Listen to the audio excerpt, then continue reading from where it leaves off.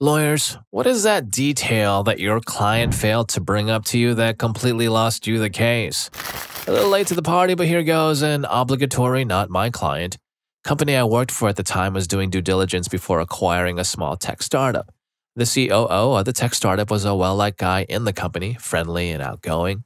Though we had heard rumblings that the COO was rather hands-on with the work and with female employees. Apparently, there was a walkaway package proposed to the COO that would let him keep a sizable portion of his post-acquisition bonus because a young woman who worked in their sales department had filed HR complaints against the COO and obtained counsel.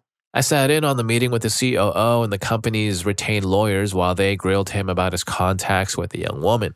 The COO denied ever having contact with her within the company without multiple other people present.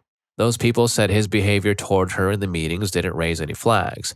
The COO emphatically denied having any contact with her outside of work. The lawyers asked the question a half a dozen different ways, and each time the COO denied any out-of-work contact. Later, we meet with the woman and her lawyer with the CEO not present. Her lawyer gave us a rather graphic card that came with a bouquet of flowers and addressed to her from the COO. The guy had an account with the florist linked to his credit card. When the company retained lawyers confronted him, he said, "But I never had contact with her. It's not like I delivered the flowers myself." COO got terminated for cause, so no walkaway package. At her request, the woman was given PTO until after the acquisition, then moved to another one of the companies under our umbrella. Well, who knew that quote-unquote not having contact, including sending your feelings via a third-party delivery service? Story 2. Minor traffic cases can be the worst for this, believe it or not, because they are short and simple and oftentimes the client isn't there. So if you get blindsided by something critical, there's often no chance to consult with them to turn things around. I had a simple speeding case, 70 miles per hour in a 55. No big deal. If she does a driving improvement course, the court will usually dismiss or reduce those, since her driving record wasn't bad. When I showed up for her, I found out that she had been driving 70 up an unplowed snow lane to get around all the other cars traveling in the lane that had been plowed because they were driving too slow. I didn't even know it was even possible to drive 70 on fresh snow. The officer stated he'd already cut her a break by not writing the ticket for reckless driving, and the judge politely agreed he didn't feel comfortable reducing it under those circumstances. When I called her up after court to confirm, she claimed she'd just forgotten to mention it. Now, maybe I've lived too much of my life in the South, but that just boggles my mind as a detail you'd forget when hiring a lawyer for that incident. I would have told her in advance that hiring us was a waste of money, not to mention the hassle of taking an 8-hour class, and she could probably just go ahead and pay for this one. I legitimately do that all the time during consults, give my honest assessment if the case is even worth doing, and so by omitting that detail, she harmed herself for no reason. At least she took it well and didn't get defensive. Story 3. My house was robbed. In addition to all the stuff the thief took, he also stole a bunch of my suits and all of my neckties. I had a big collection, like 100 or so. However, the thief left fingerprints on a hard plastic box that I kept spare change in. Fast forward 3 months, the thief is caught in the act of robbing another house in the same neighborhood. Same detectives in my case and this new theft. They fingerprint the guy and the fingerprints match the ones from my house. At the thief's arraignment, I see him stroll in wearing my suit and my tie. I tell the district attorney. He says there's really no way to prove it. However, the tie he chose to wear was one-of-a-kind street map of San Francisco, and I still had the documentation to prove it. The district attorney's eyes widen and he informs the judge. The judge has the thief placed under arrest again for possession of stolen property. The thief's lawyer was dumbfounded. It was a nice end to a rough situation. Story 4. I'm a court-appointed attorney for qualifying individuals in family matters. Termination of parental rights case. I've been fighting to argue that parent is stable, working lawfully, having a suitable apartment, don't need psychotropic meds anymore, ready to be a parent, etc. After a few months of negotiating with all the parties and Department of Children, court services, we have a pretrial to try and convince guardians. I met with my client before the hearing to see if anything changed. Nope, all good, let's get my kids. Great, that's not happening today, but let's try. We get going in court. My client, who is super hot-headed and quick to anger, gets riled up and goes off on the guardians. Screaming in open court, it doesn't end there either, but reveals 1, that no longer is he working, 2, no longer in the apartment, 3, doesn't want to have a relationship with guardians despite her kids loving them, won't send her kids pictures of the toys they miss and can't have, 5, plans on moving out of state, 6 thinks they can live as a family off of state aid when she gets them back and is 4 months pregnant, all in the matter of 15 seconds. I was too shocked to even react, totally speechless. Not the image of stability and parental fitness I've been trying to paint since last July. Now, to clarify, the client was working really hard to get everything right and legitimately had everything going for her prior to this hearing. I was not making false representations or trying to get a monster reinstated. This was a true bombshell as I did my due diligence to make sure things were on the up and up and statutory requirements were met. Things just fell apart very fast, apparently. This was a very atypical situation. Parents typically do a really good job working hard to meet their requirements. Story 5. I wasn't a lawyer in this role, but was a law clerk. This was a typical divorce case. This particular jury trial was about splitting assets and who would get what. It was a long, drawn-out case that took about 5 days. Right before the closing arguments, the attorneys wanted to talk to the judge. It seems as though a couple of days prior, the couple decided to get back together, and instead of telling the judge and their lawyers, they just kept it a secret. We heard 4 days of evidence, arguments, brought in experts such as land assessors, financial planning people, and the like, and they were back together. One of the attorneys asked to be dismissed from the case immediately and walked out of the courtroom. The judge had to dismiss the jury, and the couple was adamant that they didn't think that getting back together was a detail any of their attorneys needed to know. And yes, in some states there are jury trials for divorces. However, this particular case wasn't for the divorce, but for a cause of action stemming from the divorce, marital property. It was a jury trial. Story 6. There's a rule you're supposed to follow when questioning trial witnesses, and that rule is to never ask a question you do not know the answer to. Despite this rule, lawyers often ask small, apparently inconsequential questions which are necessary to set the scene, but are so inconsequential or obvious that their answers are fairly presumed. This case was an exception to that general presumption. The defendant was arrested on a warrant and transported to jail. After booking him into jail, the officer returned to his vehicle and discovered a baggie of substances sitting right in the middle of the back seat. The defendant was charged with possession. At trial, the officer explained that he routinely searches his vehicle before his shift starts, and after any time he transports someone in the back seat. The defense attorney tried to poke holes in the story, but the officer's testimony was remarkably consistent. The officer was fastidious about checking his vehicle. The appearance of the substances coincided with the defendant's presence in the vehicle. Then, as the defense attorney was running out of questions, he threw out the question, was there anyone else in the back seat of the vehicle? It was a Hail Mary. Even when there are multiple arrests, police tend not to transport more than one arrestee at a time if they can help it. There was no reason to believe anyone else could have possibly been in the backseat with the defendant. Though it's no surprise to you, the defense attorney and prosecutor were stunned when the answer came back as yes. Turns out the defendant was with his girlfriend when he was arrested, and the officer courteously agreed to drive her to her apartment before taking her boyfriend to jail. This fact was not included in the police report, the officer never told the prosecutor, and shockingly, the defendant never told his attorney. There was a palpable pause as this fact sunk in. Since there was another person in the back seat, there was more than enough reasonable doubt. Proofs were concluded, and the prosecutor threw out a half-hearted closing. The not guilty verdict was a given, and because of this case, I learned to never assume a fact, no matter how obvious it may seem. Looks like the defense attorney hit the jackpot with that Hail Mary question. Story 7. I am actually a lawyer, but I was only watching this trial, not participating. So the case was that Woman A had hurt Woman B with a pint at a bar, and Woman B got some pretty serious injuries. The defense claimed that Woman A had not hurt anyone with the pint, but instead had just thrown the pint into a random direction, and it happened to hit B in the head, thus it was an accident.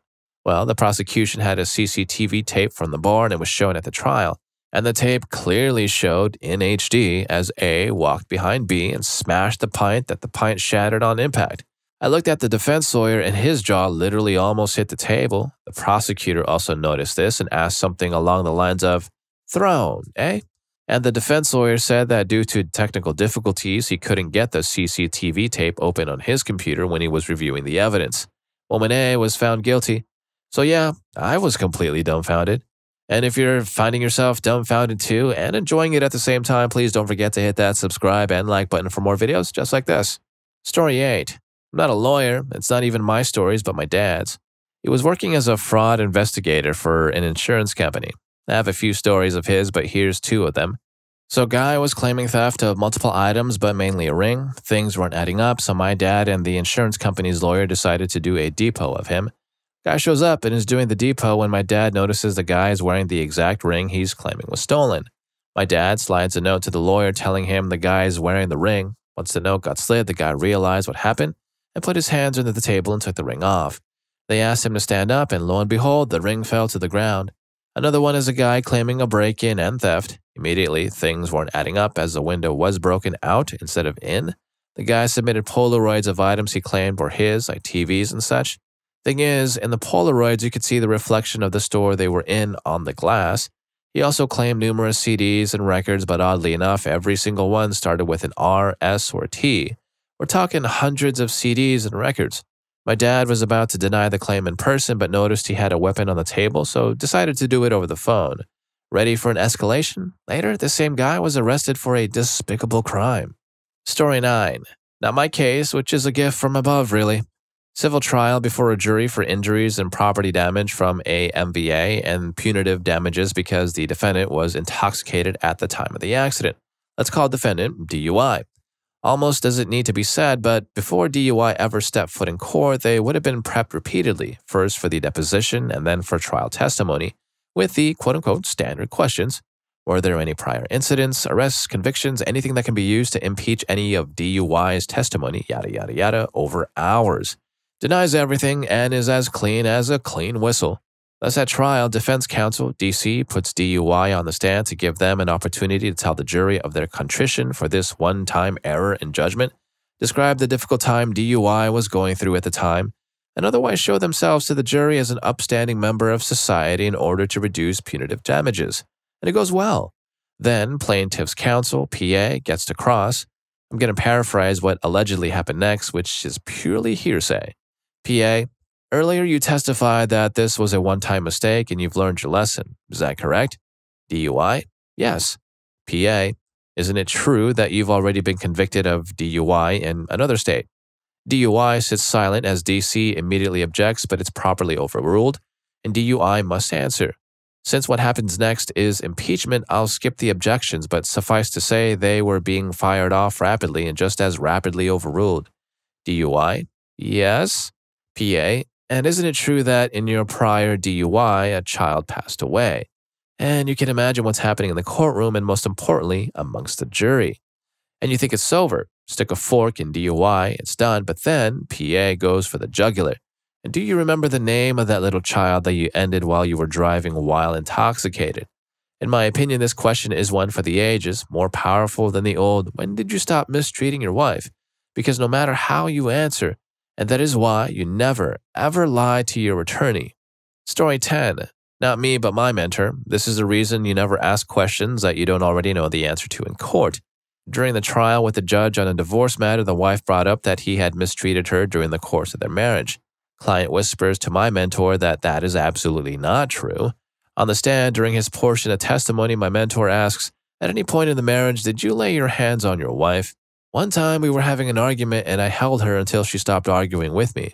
What? My mentor said it was like she could see it happening in slow motion, and all the alarm bells were going off in her head because he had never mentioned this, and apparently to him, this was not mistreating. The judge gave the wife a lot more money as a result, and the husband was baffled. My mentor was fuming. Husband admitted that this was the only time he had laid hands on his wife. My mentor was more peeved because she had thought the case was in the bag since the wife had abandoned the kids with husband to run off with her lover down in Florida and literally only came back to the state to get the divorce done. Husband had been noted as being a great dad to the kids and a good figure in the community, hence why she was so damn shocked at his answer. Story 11. I was approached by this attorney to work for him for free to go after smugglers. This guy had been arrested for dumping goods onto American markets that violated trade agreements. In his arrest, a bunch of goods were left in warehouses to rot and their owners, his clients, were never paid. This attorney showed me that this smuggler had assets and that he had gone to the criminal trial and gotten the judge to set aside $2 million of the criminal penalties to settle his client's debts. He had receipts, invoices, all of the paperwork. He just needed associates to help him take the case to trial. He wanted me to work for free, but he would pay me on contingency once he obtained the verdict. He had 2 other attorneys working for him with the same deal. I worked on the case for a short while, but luckily moved on to other things. The other two attorneys worked on that case for over 2 years, and at one point they negotiated a $1.5 million settlement of all claims. The attorney in charge rejected the offer because he was convinced he could get twice as much at trial. In the end, the case settled for $200,000 because none of the clients would enter the United States to testify for fear of being arrested. The two associates got $8,000 apiece for 2 years of work. Story 12. Years ago, I had a client charged with being intoxicated in public. It's a minor infraction, but he was on probation, so he needed to fight it. He told me he was very intoxicated that night, but had made it to the lobby of his brother's apartment and was waiting for him to come down to get him upstairs.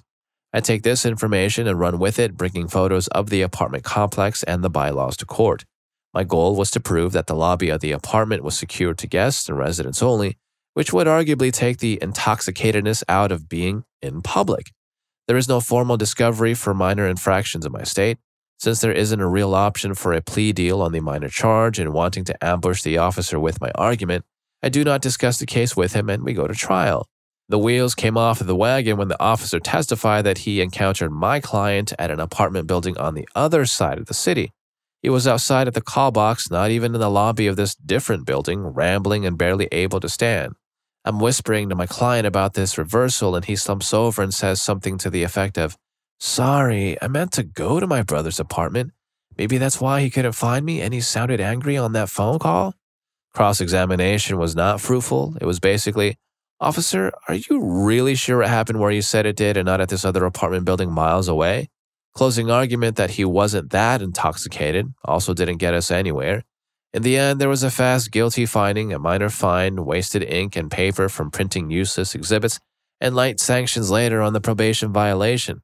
Looks like the client's sense of direction was impaired as his judgment that night too because of all the alcohol, you know? Story 13. I was actually on a jury. Guy was suing a business and said he got injured, couldn't work for 3 years. Defense counsel, "Sir, isn't it true that you spent 18 of those months in prison for armed robbery?" Now, for more info, Guy was saying he was shopping at a major grocery store chain and slipped in some of the water on the ground in front of a freezer. Guy has a cell phone video his wife made of him in the water, and we could hear her saying that the water wasn't showing up on video and to splash it with his hand so it would look better in the video.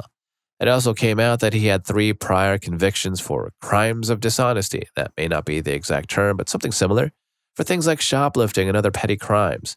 And the guy was representing himself. Defense counsel asked him if his inability to work could be from the 2 previous knee injuries he'd had. When asked how they knew about those injuries, he was told his previous lawyer had given the defense his medical records upon request. Guy wanted to enter his MRIs as evidence, but had no one there as an expert witness to explain to the jury what they showed. He wanted to show us what the results were. Story 14. I'm late to this, but I'll share mine anyway.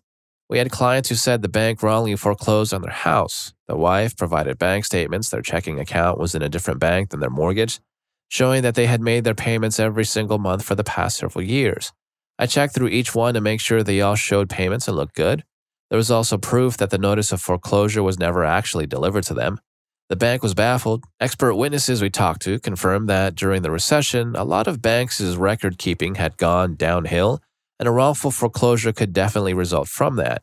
We got to mediation, and the first thing the bank came back with was that upon close examination, they had noticed one tiny error on the bank statements, so they were calling off mediation and subpoenaing statements from the bank itself to check against our client's statements.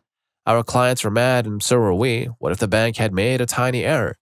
The opposing side got the subpoenaed statements a couple weeks later and sent them to us, and I had the joy of comparing them. I quickly noticed that there were differences between the ones from our clients and the subpoenaed ones in the electronic withdrawals section. Our client had used a PDF editor to delete an entry in that section on every statement, add the mortgage payment, and then adjust the totals, carrying them over each month. We approached our clients about it, and we said, "These look forged. We can drop the case, or you can explain what the issue is." The wife said, "We should probably drop the case." She never confessed to us about forging them, but without a doubt, she had forged them. Her husband had no idea. He actually wasn't on the call where we accused her of the forgery, and he called a few weeks later asking for a case update. And that was not fun, telling him his wife had lied to him for the last year and a half.